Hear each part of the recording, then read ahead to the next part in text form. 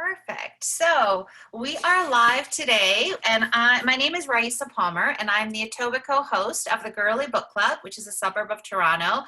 And Erin Woodward, our esteemed leader and creator and founder of Girly Book Club, had a small family emergency, so she's asked me to step in. And I was delighted because I love Ask Again Yes. This is probably one of the most favorite books that I've read this year, and I know my book club also felt the same way. So we are so excited to have the author with us this evening, Mary Beth Keane. Hi, everybody. And Mary Beth is joining us to take our questions and comments and give us more insight into today's book. So hello, Mary Beth.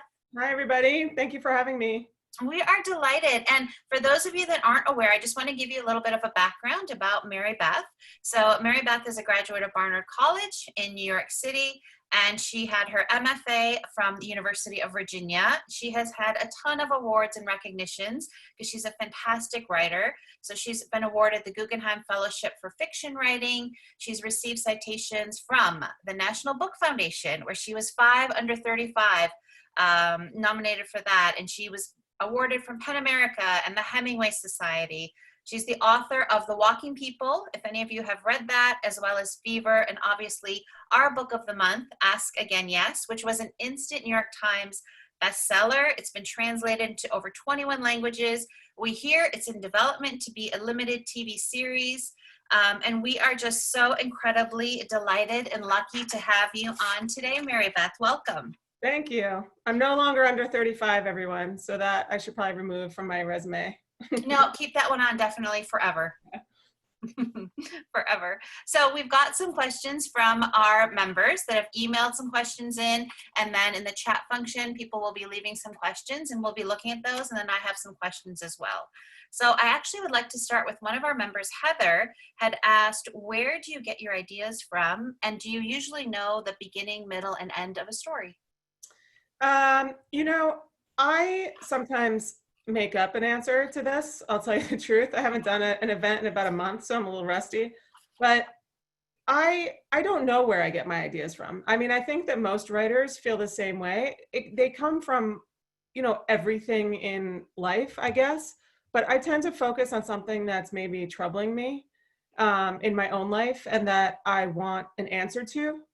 If that makes sense. So if there's something I'm thinking about a lot, almost without realizing, like, when you're driving or you're in the shower, you're shopping, or you have one maybe subject that you keep going to again and again, after a while, I start paying attention to that. And I think in the case of Ask Again Yes, I had actually started, or I thought I was starting a different book, but all of the themes that come up in this book started sort of interrupting me in my real life, family estrangement, addiction, mental illness, the raising of children, relationships between adult children and their parents, and on and on. And I think I started writing in order to make sense of those things for myself.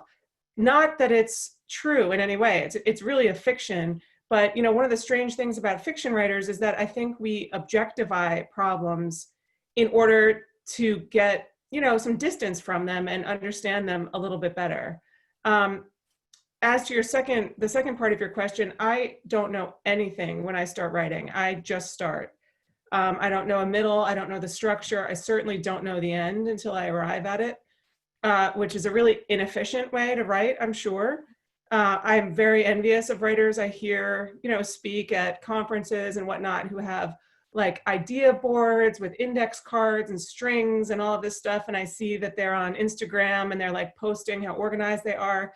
And I'm just not one of those people. And so I end up throwing out a lot of pages, but it doesn't really panic me in the way that it used to. I used to feel really, depressed and upset about that if you just like toss 75 pages. But now I've realized that it's part of the process, and that even though I'm throwing out a lot of pages, it means that I'm closer to where I'm supposed to be. And that's just the way it has to be. So I read online that your parents had left Ireland in search of better opportunities. And given some of where the characters came from in the book, do you find that was an influence in writing this particular story? Because I know it was an influence, it sounded like, in your first book. Yeah, my first book was about Irish immigration more explicitly, or about, I'd like to think that it applies more universally to the idea of having to leave your home just because you can't stay there. You know, there's a real difference between a person who is born and raised in London and wants to live in New York City for a while versus a person who comes from poverty and has to find a way to make a living, you know, in this world. And my parents were certainly in that category. And so you grow up in this weird half world where we would talk about home constantly. When I was growing up, my sisters, I have a lot of cousins, but home always meant Ireland, which was a place, you know, I knew moderately well, but it didn't feel like home. I felt like a visitor when I'd go there. And so it's a weird hybrid life, I think, being first generation. And then I think the idea of home, it comes up in all of my books, maybe for that reason. You know, I don't really know why, but issues of home and class and work came up in all the short stories that I wrote when I was in undergraduate and then when I was in graduate school, and now come up in my novels. I think because I have a foot in both worlds. I have this, you know, really prestigious educational background now, but my father was a tunnel worker and my mother, you know, she sort of did odd jobs, and my dad went to 6th grade and my mom went probably to the equivalent of like 9th grade. And so I don't know, I lived in this world where education was important, but it would make me also uncomfortable in that it was valued above other things, you know. And I think I see both ends of the spectrum, and how smart people are who don't have educations, and how blessed, you know, I hate the word blessed is overused, but I don't think just because sometimes we misuse the word smart, you know, we say, oh, so-and-so so smart, he went to so-and-so. It means he's well educated. It doesn't mean he's necessarily smarter than everyone else. And I feel like I'm always drawing a line, you know, between those two things because of who they are and who I am. And did any of your influence of your family members, are there anybody that has lent itself to one of the characters in this book, or someone that you may have modeled after? When I'm having an argument with my mom, I tell her that I'm going to tell everyone that she was Anne. Oh no. Like, I'm going to tell the whole world. But you know, we have a family estrangement on my husband's side that, you know, brought up some of the themes of the book, like how you end up, you know, loving a person who is raised by a person who's not in his life, you know, and how complicated it is to both, you know, disapprove and dislike some aspects of a person and how they may have failed in a marriage or as a partner or as a parent. But then on the other hand, like the person who has turned out for you, you know, and so that, you know, something must have gone right as well, I realized as I got older. But everything was sort of fictional. I think I would say Anne in particular is a hybrid of several different major influences in my life, as are the other characters, truthfully. You know, I just stuck them together. So I watched your interview on Jimmy Fallon on The Tonight Show, and just wanted to ask you, how was that whole experience about talking about your book on this international platform and with the crazy fellow that Jimmy Fallon is? I think I blacked out. I mean, I barely remember a lot of the details. I think I was so nervous. Oh, you didn't look nervous at all. That's what everyone says, but I think that's just my like face. I don't know. I also sometimes I don't smile enough, you know, like sometimes I think I'm just sort of maybe have like a flat affect or something. I don't know. But I was nervous. Yeah. And I knew that we only had like something like 5 or 6 minutes. And I wanted to say something to make the book sound interesting, but on the other hand, you know, you want it to feel like a natural conversation. But honestly, his whole staff and he himself made it so easy. As soon as we got there, he came in, he was like joking around. He sort of knows the area where I live and where I grew up and where Gilliam is based. I don't know, it ended up being a really, really nice fit. Like, we ended up having a lot of fun, and I really wasn't expecting that. I think he was also trying to figure out how to promote books. You know, it's sort of a new thing for him and for a lot of, for several other late night hosts. And, you know, Johnny Carson used to do that, but, you know, we've sort of moved away from that into like reality television and stuff. And I think it was important to him at least in our discussions off camera, to, you know, have people actually truly read the book, discuss it in a way that has some, you know, quality, and then be able to talk about it. But, you know, on the night of it, it's only 5 minutes. But it was an awesome experience, and I'm really, really grateful to him. And for those of you that haven't seen the interview, Mary Beth's book was actually Jimmy Fallon's one of his summer picks, summer book picks of the month, which is a pretty fantastic accomplishment because you're sort of in now the social zeitgeist. Well, it was this like crazy voting period, and I really didn't think I'd win. You know, you sort of want to win, of course. So you're trying and trying. But then when I did, I think it didn't hit me until that moment that I'd actually have to go on the show, you know, Wow. like 3 weeks later. So this book, your other books have been very popular and very well received. This book seemed to have just hit the stratosphere with the New York Times bestseller numbers and being on so many different reading lists and so many different book clubs. How has this book changed your life? It's generous of you to say that my other books were popular. Not terribly sure about that, particularly my first one, which I think is it's a good book, but I don't know why this book hit above others. It really resonated with people, but it's been, I think the nicest part of this has been hearing from people way outside of my own culture to say, you know, how strongly they identified with it, or that they could see their own relationship with their parent, or with their sibling or with their spouse in these characters. And it just reminded me of what fiction is really for. You know, this is why we read novels, to sort of connect with one another and realize we're a lot more similar than we are different. And that's been by far the most moving and rewarding part of Ask Again, Yes. I still don't think I've wrapped my head around it, but it's been a wonderful experience for sure. Well, I know that in my book club in Etobicoke, and I'm sure with the other ladies that are on the call, this book prompted a lot of different discussions and a lot of different avenues that opened up. And I find in our book clubs, we really start to share not only our own personal experiences, but we really get to learn from someone else's perspective. And one of the ones we talked about a little bit was the perspective of the New York City police detectives that you featured in the book. And especially given some of the issues and things that are happening now, this really gave you a different kind of behind the scenes perspective of what happens in their day-to-day life, and how, you know, the two police officers decided to sort of leave the Bronx where they were and move out. Can you talk a little bit about the research that you did and how much of it was true to form? And then really, did you get any feedback afterwards after they read the book? You mean from the cops I interviewed? Yes. A little bit. So I grew up in a town that was largely NYPD and FDNY. A lot of the dads of my friends, like I said, my dad was a construction worker, and we had a lot of like bartenders in our family, but we didn't have any cops. But I think I was always, even as a little kid, sort of obsessed with the dads because they would have guns on them. You know, at least then you had to have your off-duty weapon on you at all times. And I remember being little at my friend's pool, and her dad was grilling burgers and like skimming the pool. And he was this like jolly guy, and he had a gun, you know, like strapped to his, I think his calf. And I remember thinking like, what in the world does, you know, Mr. whatever do at work, you know? And I think I started thinking about that disconnect between there and home, or whatever he was participating in at work versus the man he was at home, from when I was really little. And so I've been thinking about that in some ways my whole life.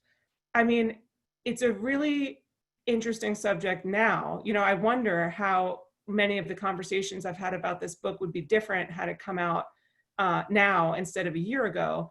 But I don't think fiction's job is really to sort of go hammer and tongs at a message. My point is just to paint a picture of a person, you know, and I think the reader's job is to draw conclusions.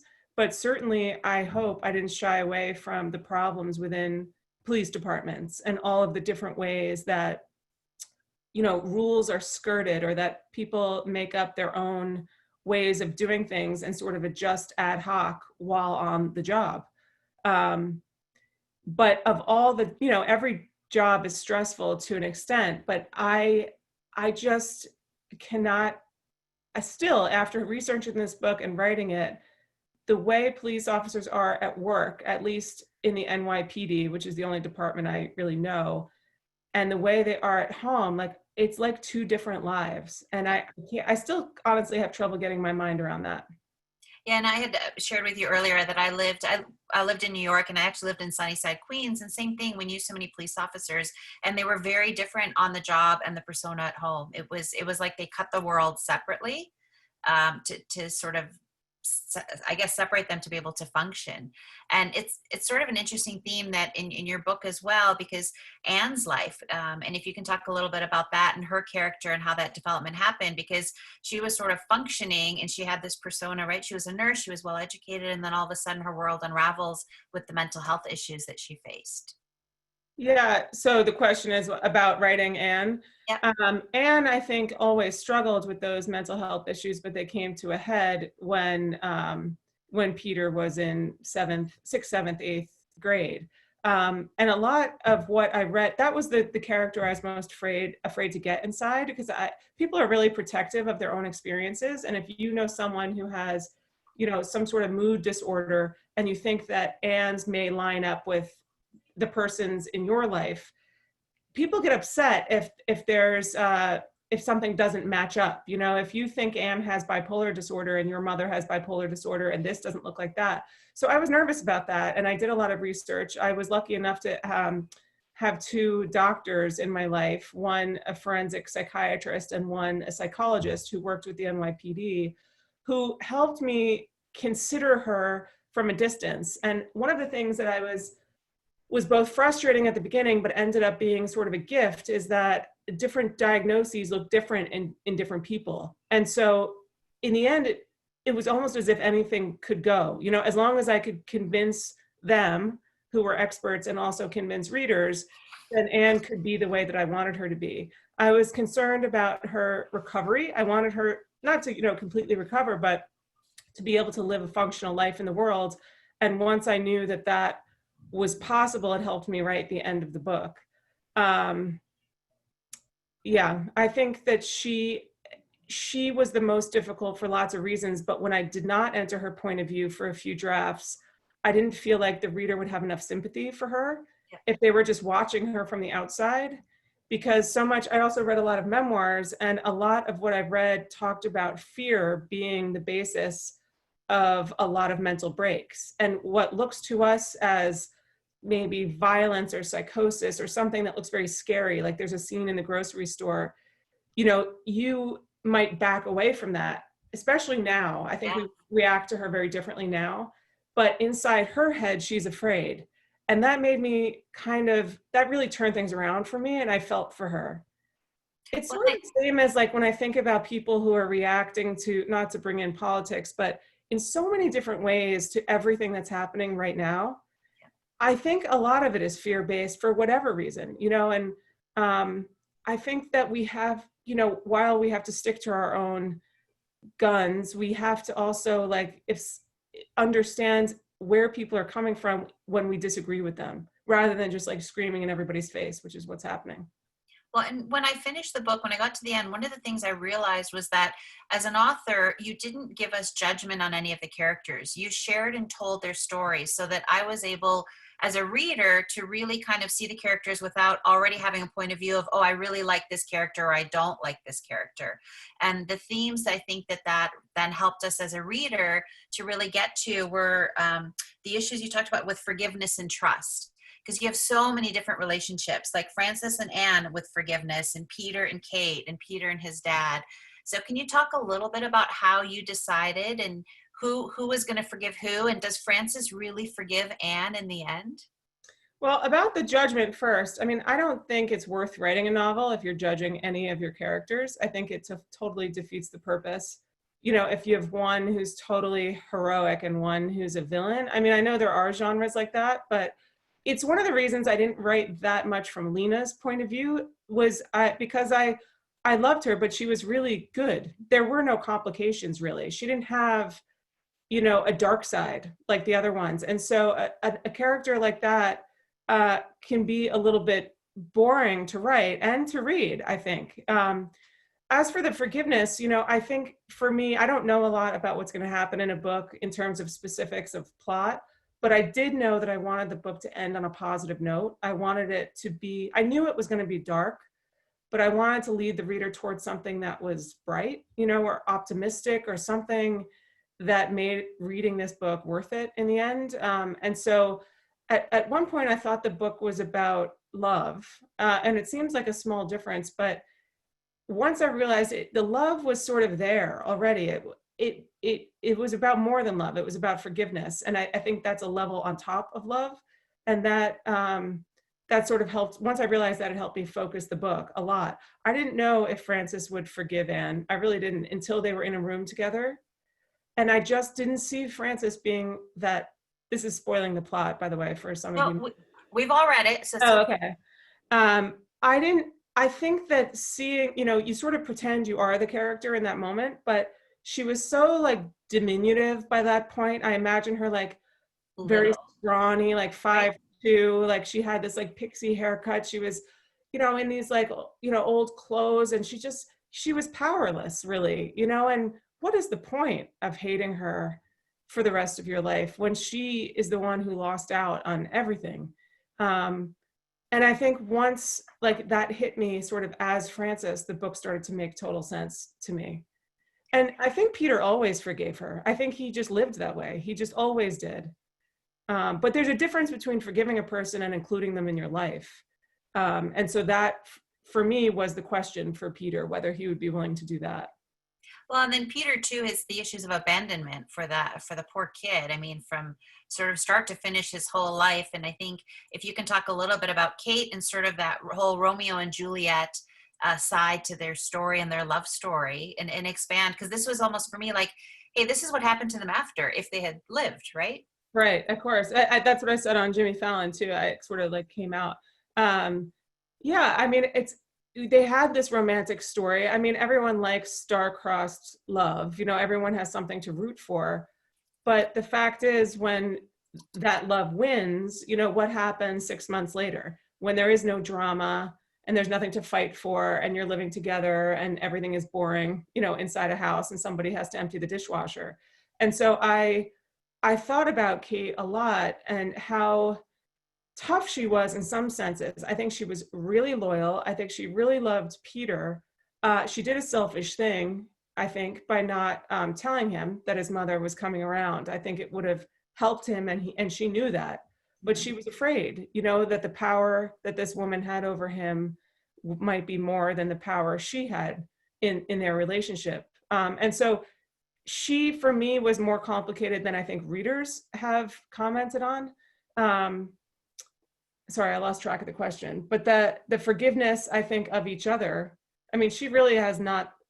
She has as much to forgive Peter for as he has to forgive her for. In the end, everybody has messed up, and Yeah. everybody has to move on.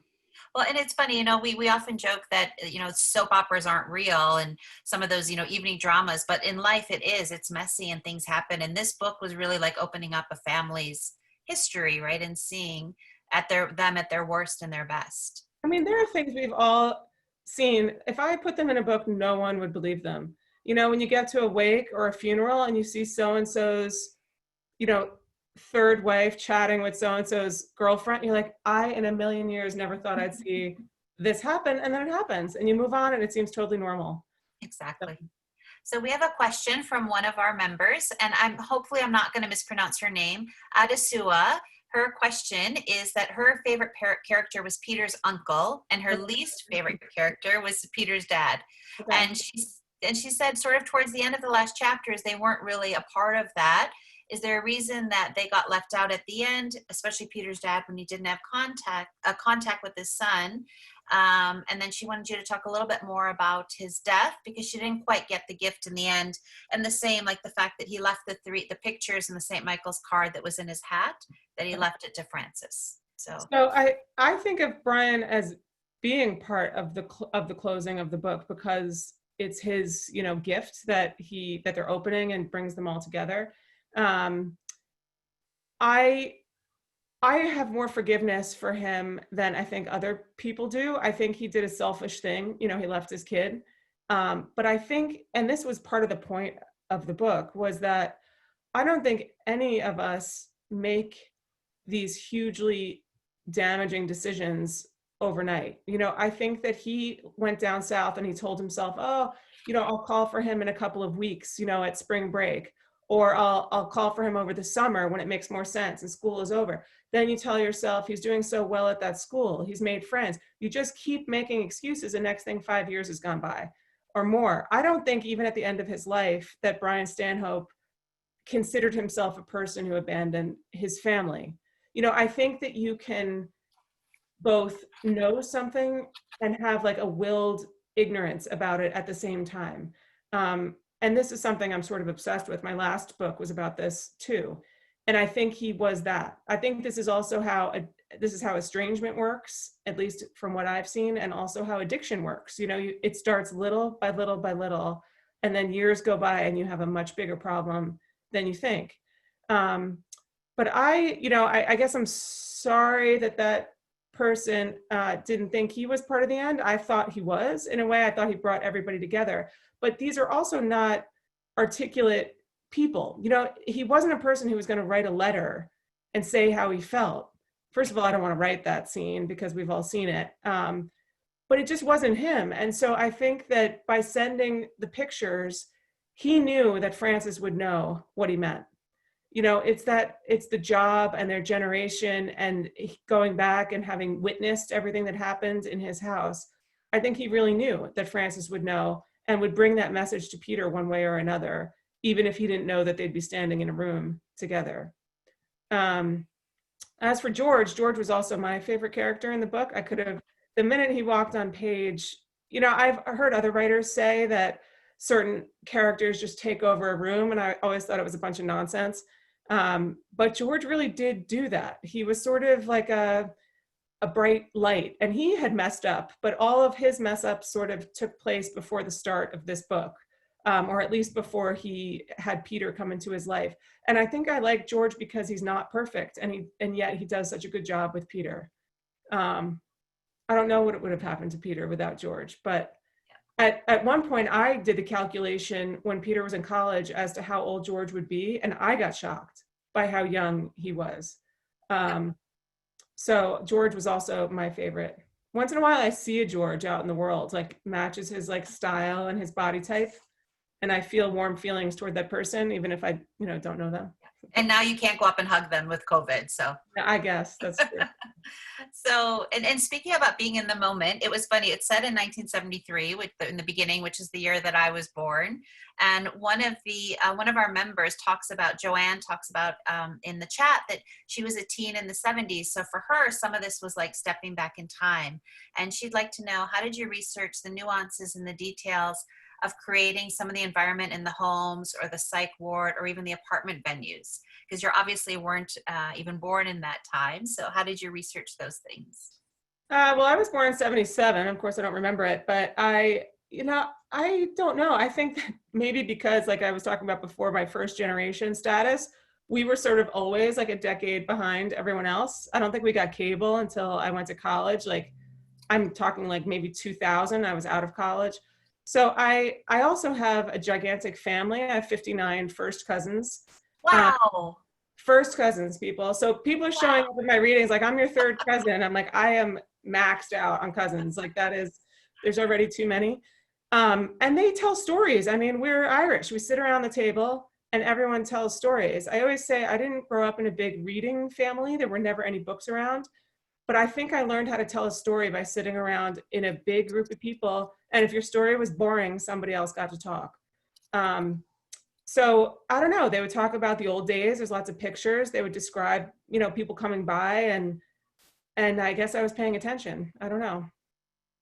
So I got a response back from Edisua, who is from Atlanta, and she had the question about Brian and George and that she really liked George. So she said to please tell you that she absolutely appreciates it was a good point that you made about them bringing together in the end with the gifts, and she didn't think about it like that. So thank you so much for answering the question.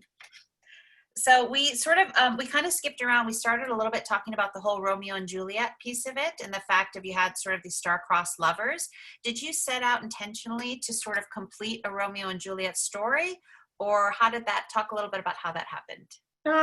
Well, like I said, I don't think I had like clear intentions, except that I knew that there would be a young, really young love, sort of like so young that the adults wouldn't take it very seriously.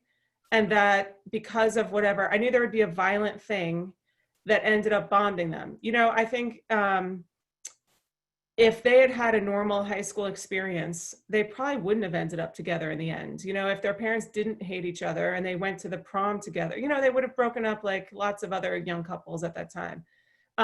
On the other hand, Romeo and Juliet as a story has bothered me since I was a sophomore in high school. I think all I could think about when I learned it the first time, I was in like honors English in Mrs. Sant's class, and it was really held up as this beautiful story, and I agree. But all I wanted to know, I mean, they knew each other for like 3 days. I don't know whether this is my like practical background or what, but I wanted to know what would have happened had they lived, you know. And if you ask that question, I went to 12 years of Catholic school, you know, it's being fresh. And I was a little bit of a wise ass, but I really was interested in what would have happened if they'd lived, because it seemed to me the author knew all along that they would die. And so it was written that way. So something about it seemed false, you know, to me. I'm not, you know, criticizing Shakespeare, I guess, but if he even wrote it. But I'm sure I had all of these things in my mind when I was writing this particular story. So we had from Asma, who is calling from or coming in from Ottawa, Canada. So she mentions that she had to take breaks at times when reading to kind of let everything sink in. And I know that happened for some of my members in the Etobicoke Girly Book Club as well.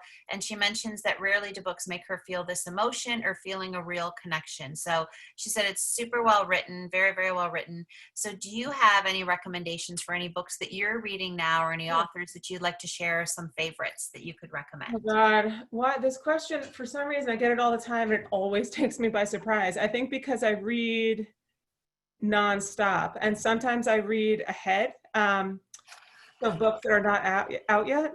I just finished Kept Animals by Kate Milliken. I really loved it a lot. Okay. I thought it was a, you know, there's some darkness in it, but also like a lot of hope, like I guess that I like in my own work. But it was such an authentic portrait of a particular time and place. It's set in the West. There's like horses and forest fire. You know, I just don't know anything about this world, and it felt really vivid and authentic. I really loved Such a Fun Age by Kylie Reid. This is probably not a new book to people because I think it was pretty big. I thought it was such a nuanced portrait of an interracial relationship, and also a relationship between a young woman and her employer in Philadelphia. You know, and right now we're talking about like the fake woke left and all of this stuff. And I thought it was so tuned in without sort of like beating you over the head with a message, which is what I prefer. Right now I'm reading Girl, Woman, Other by Bernardine Evaristo. And I'm about maybe close to halfway through, and I'm really loving it. Also, probably not, it's not an obscure book. It won the Booker. Trying to think of maybe a more obscure book. A memoir by a woman named Maya Lang called What We Carry. I thought it was a really beautiful portrait of motherhood. It's about her relationship with her mother, and also when she became a mother. And at first, it's very specific to her and her mother. She's also first generation, which I guess I identified with. Her mother is Indian.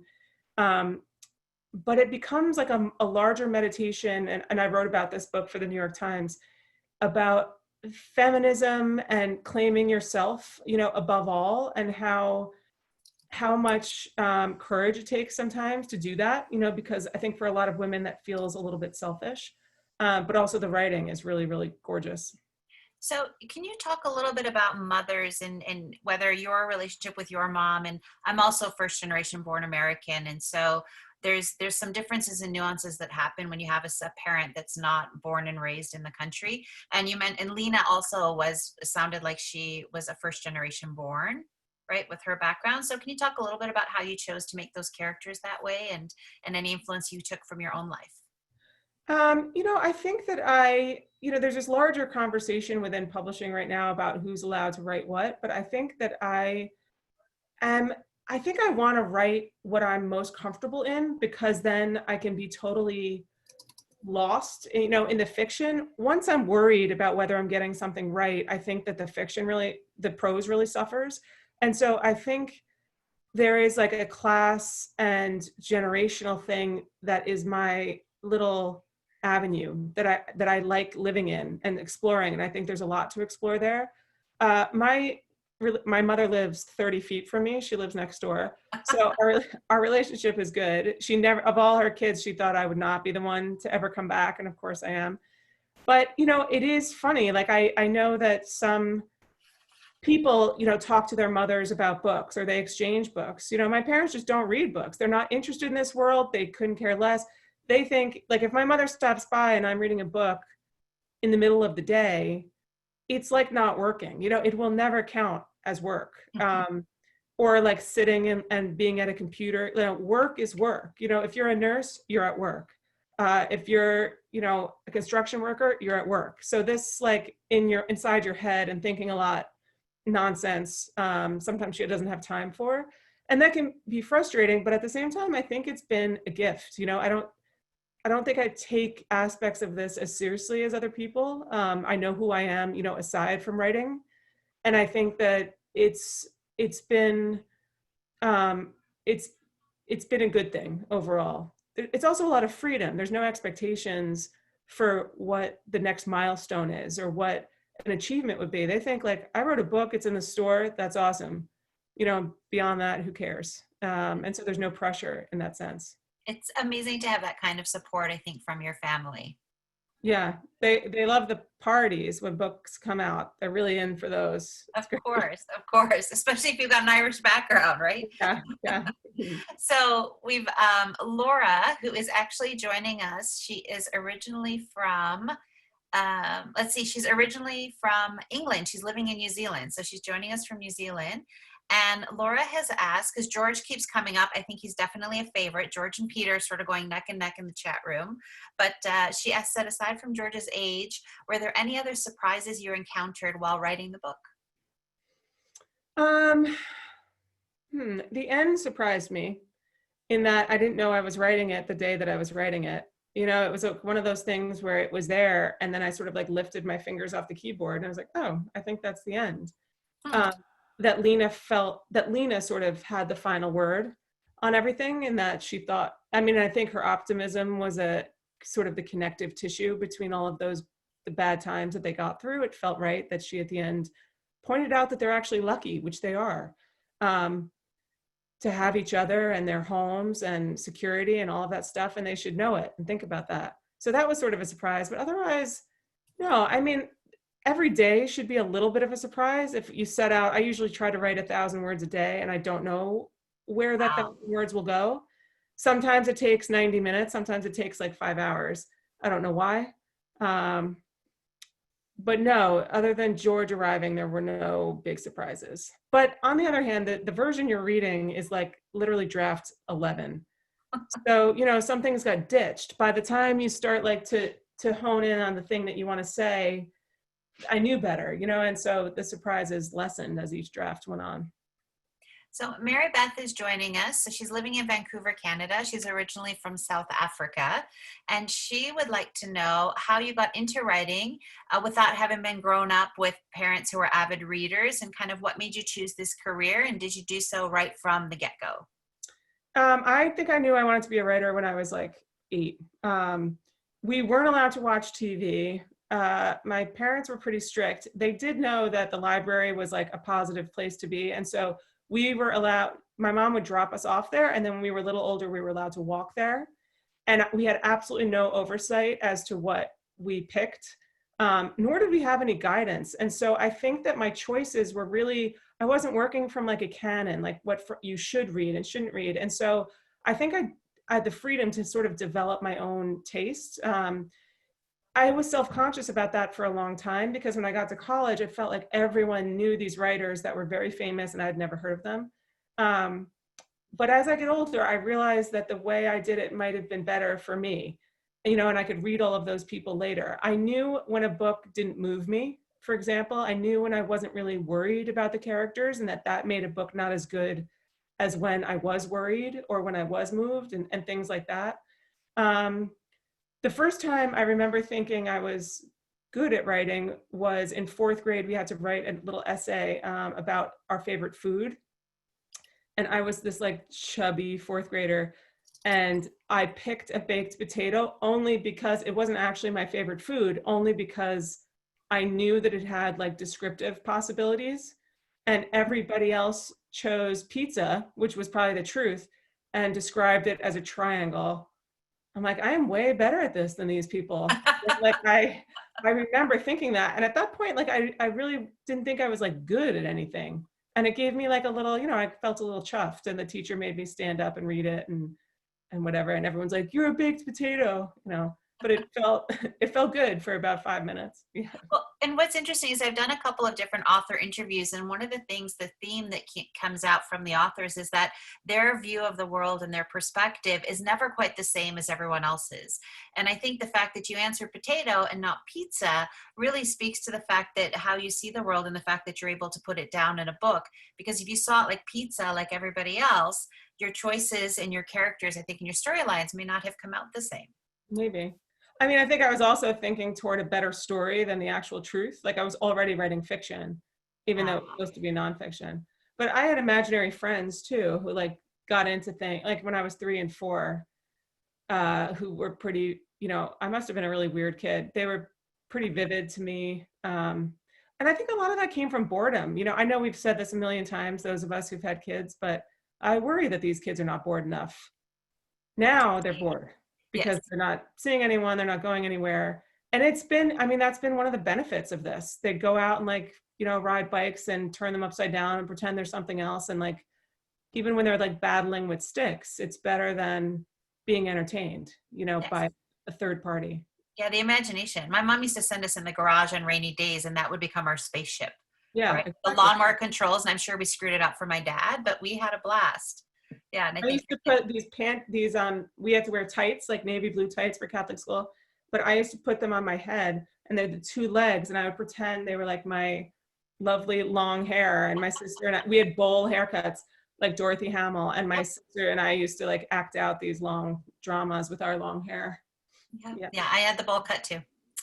So I'm gonna open the questions up to everyone. I have a question from Julia O'Sullivan that's in chat. Julia, would you like to ask the question live to Mary Beth? Do you want to unmute yourself? Sure. Hi. And tell us where you're from, Julia. I'm from Boston. Hi, Julia. Hi. Thanks for taking my question. I love the book. My favorite character was Peter, and also George came in a very close second. I have one question about Brian, Peter's dad, and just how I liked in the book how he got to get a little bit of insight into their thoughts and emotions and motivations a little bit for most of the characters. Brian was different though. I'm wondering why you chose to have him just go away, and we didn't hear anything about him for decades until the final end of the story where there was some of the mail communication. But I'm wondering why we just didn't get a little bit more from him. I think a couple of reasons. I mean, Brian the role that he played ended when he left pretty much. And then it sort of moved into George's territory. I think if he had been married a different person, he would have been like the guy. He would have been hosting barbecues. He would have been popular and likable, but he wasn't. And all of this happened to him. And then, I don't know, I never thought of him tuning into him down south, because it would have been, I think, a distraction to the present narrative. I mean, also when it came to structuring the book, that was the biggest obstacle, because I had to cover 45 years of, pretty mundane stuff while retaining the narrative energy of the novel. And so I thought it's sort of like going back to Ireland was another problem. At one point I had them considering it. In one draft, they actually had to go. But very soon, when you go toward, if I went down to South Carolina and sort of checked in with Brian, I think it would become a different book. What would bring me down there? I'd have to switch the point of view. for what reason? You know, it would have to be that one of them visited him or spoke to him. And so I tried to keep up in that, you know, when he first left with some, you know, half-assed telephone conversations, but I wanted to cue to the reader that Brian was ultimately extremely selfish, and he wasn't interested in having that sort of difficulty in his life. And at the end, I wanted to signal that he felt some guilt about that his whole life. But with, you know, 6 main characters in 45 years, you know, I had to make some decisions. And one of them was to not see Brian again until the end. Yeah, I think it was a great choice. It fit the book. So we have a live question from Nicole, who is from Vancouver. Nicole, you're up. Where's Nicole? I think she has to unmute herself. Hi. There Can you you hear go. me? Yep, you're good. Yep. Hi, Mary Beth. Thanks. I really loved your book. It was great. Very Okay. engaging. It was awesome.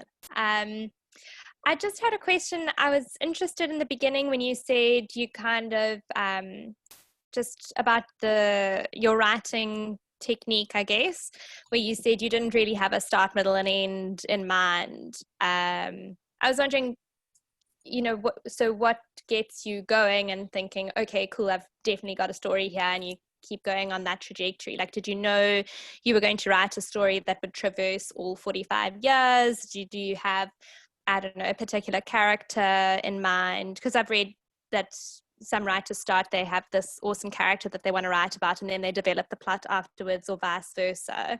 Yeah, So I was curious. Yeah, thanks. I usually start with character, and that was the same here. I also knew that I wanted to see these characters in their, like, really as kids, you know, that innocence when they like really learn to love each other, particularly Kate and Peter, and then also see them as adults, you know, and how much you lose. And, you know, you get a little bit harder, but on the other hand, you get stronger in some ways in your love. And so I knew I wanted to cover a long period of time. What I didn't know is whether I would see that in a linear way, you know, if I would write it beginning, middle, end, or if I would set it in one draft. For example, when I started this, I think the very first draft, I had Kate and Anne meeting. I think they met at like a local track and were like walking and connecting after all that time because Kate needed help with Peter.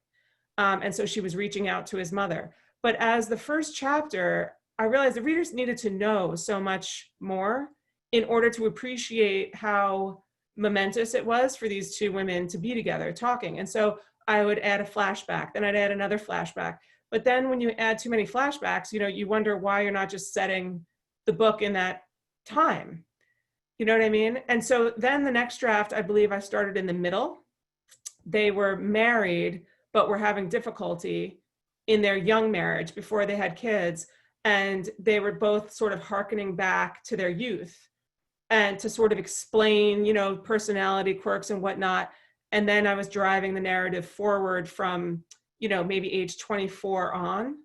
But then that was also like sort of a cockeyed way of doing it. And so it's just trial and error, you know, and you end up, I didn't think that just writing it in a linear structure would end up being the most, you know, sort of transgressive, but it was the hardest. I think a person who doesn't, it sounds like maybe you write, but people who don't write might be surprised to learn that you have, you know, a linear format means that you have to get them across rooms, you know, across time and space in a way that where you won't lose the reader. And so that was tricky, but it took a lot of drafts. And that's just the way I work. I just try it. You know, I think something's a great idea, I'll try it. But if you start to feel it's flat, and I can like sort of feel it in my gut, if I start getting bored writing, then I assume it's boring to read. And then I'll just start again. I mean, just start again means I like cry for a week and like kick my heels up and then be evil to my family. It's not quite that easy, but you have to just, if you want to write, you know, as good a book as you think you can write, you just have to toss it. But I don't think anybody knows. I think if you really are sticking to your structure and your outline, above all, I think that could lead to trouble. You know, you have to be flexible because otherwise you're not open to the possibilities of other ways of doing things. And when it feels right, I don't know about other people, but I just like feel it, like my body feels settled. If that, it's not very hippy dippy, but that is the way I do it. Nicole, thank you so much. That was a great question. Yeah, thanks so much. I Thanks. really enjoyed the explanation. Thanks, Mary Beth. So we've got one last live question from Jill. So Jill, if you can tell everyone where you're from and go ahead and ask Mary Beth your question. Hi, I'm Jill. I'm from Tulsa, Oklahoma. Thanks for taking questions, Mary Beth. My question has to do kind of with where the underlying etiology for Peter's alcoholism sort of came from. So like from about the middle of the book, I actually kind of was expecting to see his mental health deteriorate in a way similar to his mother's. And I was a little surprised and interested that it went like more toward the alcoholism. And so my question is kind of, were you setting this up to be because of or due to his abandonment and the abuse that he sort of endured as a child, or more from the perspective of him having sort of a genetic predisposition to mental health issues? Or to alcoholism. Right, sure. Yeah, the gene, as we say in Irish circles, do you have the gene or not? I think all of the above for Peter. I think as a reader and as a person in the world, I feel that the functional alcoholic is really underrepresented. And I felt, for better or for worse, I hope none of my family are on this thing, but, there are a lot of alcoholics in my life, and some look one way and some look another way. Some think they have a problem, some don't.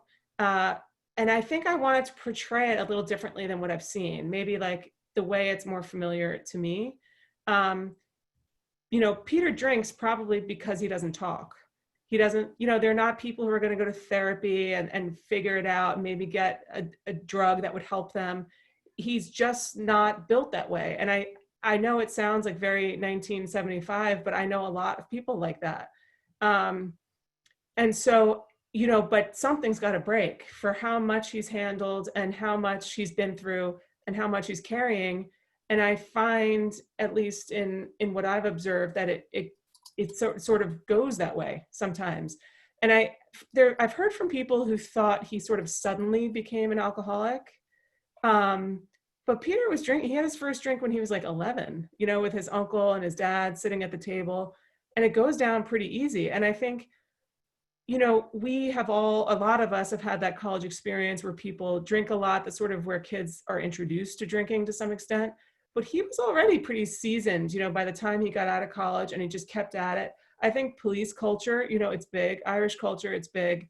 And so I didn't think of it as, him, I guess, I think the predisposition plus potentially some mental health issues, either from what he observed or the trauma that he endured, all went into a pot that ended up being pretty explosive. But he kept, like his mother, he kept it together for a very long time. And that's with both the mental health issues and alcoholism. That's been a thing that amazes me, how long people can go through the performance of their lives. And, our jobs are a performance to a certain extent, and then collapse at home. Things get very bad at home in private.